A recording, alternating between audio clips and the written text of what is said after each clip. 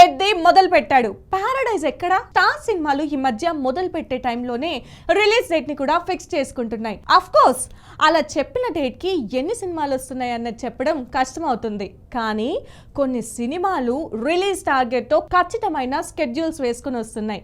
Next year release కాబోతున్న 2 సినిమాలు ఒకే date ని రిలీజ్ లాక్ చేసుకున్నాయి. అందులో ఒకటి గ్లోబల్ స్టార్ రామ్ చరణ్ పెద్ది ఉండగా, రెండోది నేచురల్ స్టార్ నాని నటిస్తున్నది పారడైజ్ ఉంది. ఈ 2 సినిమాలు కూడా దేనికదే ప్రత్యేకంగా రాబోతున్నాయి. పెద్ది నుంచి ఆల్రెడీ ఫస్ట్ షాట్ రాగా, రెండో అప్డేట్ గా ఏకంగా వీడియో సాంగ్ తోనే సర్ప్రైజ్ చేశారు మేకర్స్.